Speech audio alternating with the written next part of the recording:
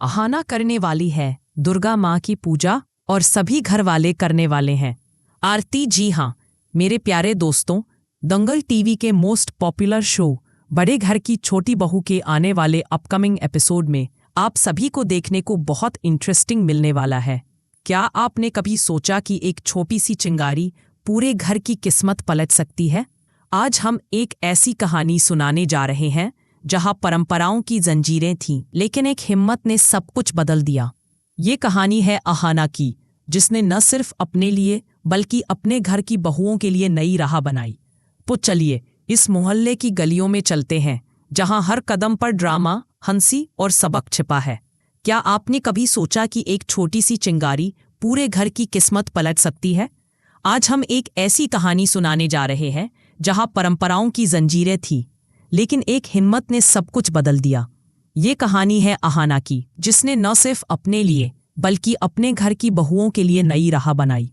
तो चलिए इस मोहल्ले की गलियों में चलते हैं जहां हर कदम पर ड्रामा, हंसी और सबक छिपा है। हमारी कहानी शुरू होती है ठाकुर परिवार के पुराने घर से, जहां ठाकुर जी और उनका बेटा पलटू नियमों का राज चलाते थे। घर में 4 बहुएं थीं, आहाना, चारुदी, मीता और मंजली। ये घर कोई हंसी खुशी का बगीचा नहीं था, बल्कि परंपराओं का किला था जहां बहुओं को सिर्फ घर संभालने की इजाजत थी।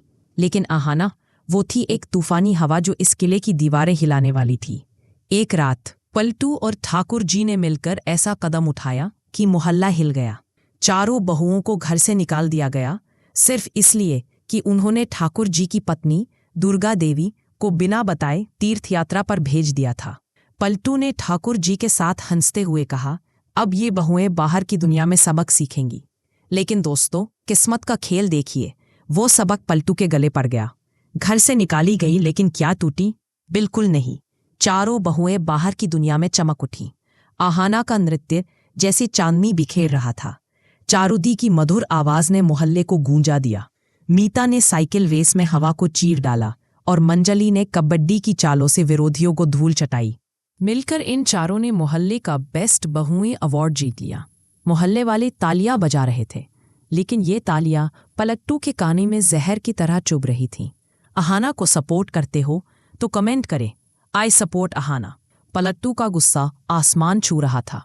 वो ठाकुर जी से चिल्लाया, ये सब आहाना की साजिश है।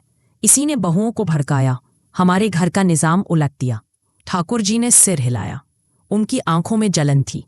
तभी अर्जुन, जो हमेशा शांत रहता था, बोल पड़ा, पलट्टू दा, हर बार आहाना को क्यों कोसते हो? अगर वो समस्या है तो निकाल दो, मैं खुद कह दूंगा। टुकुन, जो बहुओं की सबसे बड़ी हिमायती थी, तपाक से बोली, अर्जुन, तुम्हें लगता है ऑफिस ही सब कुछ है?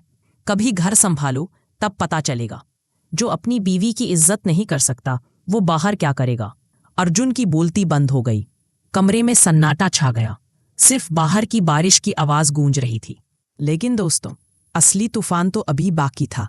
उसी शाम मोहल्ले में प्राइज डिस्ट्रीब्यूशन सेरेमनी थी। चारुदी ने अपने गायन से, मीता ने साइकिल रेस से और मंजली ने कबड्डी से पुरस्कार जीते। लेकिन सबकी नजरें थी आहाना पर। उसने स्टेज पर ऐसा नृत्य किया कि मोहल्ला मुग्ध हो गया।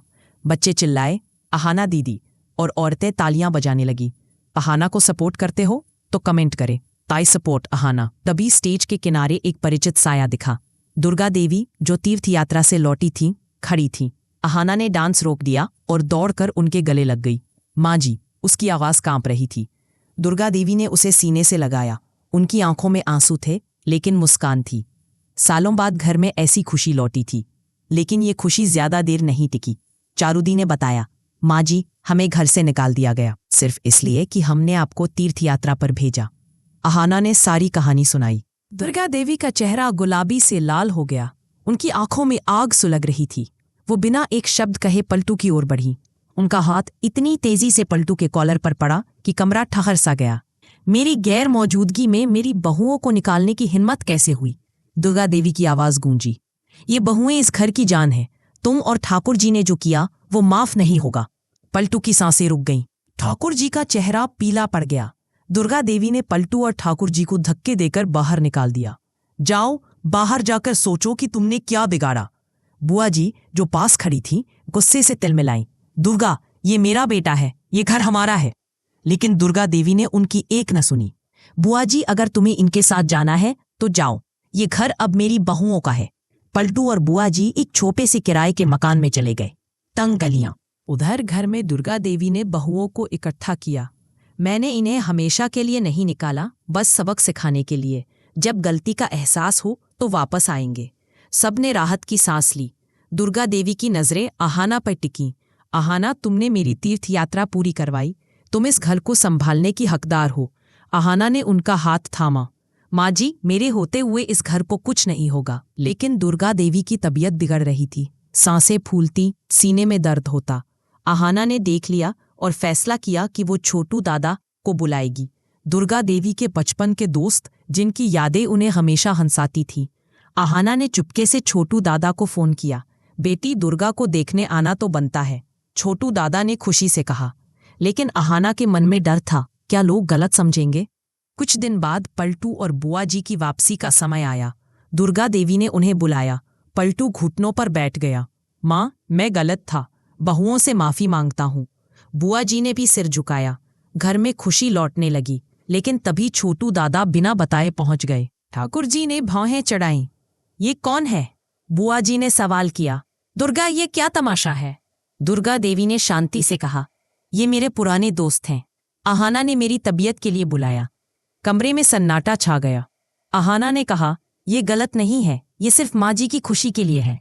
छोटू दादा ने पुरानी डायरी निकाली, जिसमें दुर्गा देवी के बचपन की कहानियां थीं। सब सुनते रहे और गुस्सा धीरे धीरे पिघल गया। ठाकुर जी ने कहा, शायद हम जल्दबाजी कर रहे थे। रात को जब सब सो गए, दुर्गा देवी ने आहाना से कहा, बेटी, तुमने सही किया। अगले हफ्ते घर में उत्सव हुआ। आहाना का डांस, चारूदी का गायन, मीता की साइकिल स्टंट और मंजली का कबड्डी, सबने धमाल मचाया। पलटू ने आहाना से हाथ मिलाया।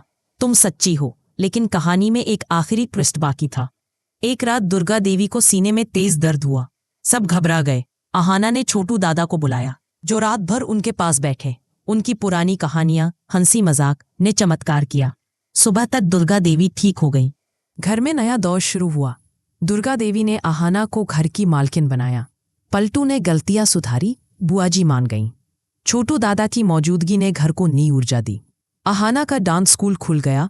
चारूदी का म्यूजिक क्लास शुरू हुआ। मीता की पेंटिंग्स बिकी और मंजली का कबड्डी कोचिंग सेंटर हिट हो गया। दुर्गा देवी ने एक दिन कहा, आहाना, तुमने इस घर को नया बना दिया। पलटू ने हंसते हुए कहा, मैं तो ऊंट था, लेकिन तुम्हारी चिंगारी ने पहाड़ हिला दिया। तो दोस्तों, ये थी आहाना की कहानी, जिसने साबित कर दिया कि एक चिंगारी पुराने घर को नया बना सकती है। प्यार, हिम्मत और एकजुटता से सब कुछ संभव है। आहाना को सपोर्ट करते हो तो कमेंट करें, आई सपोर्ट आहाना।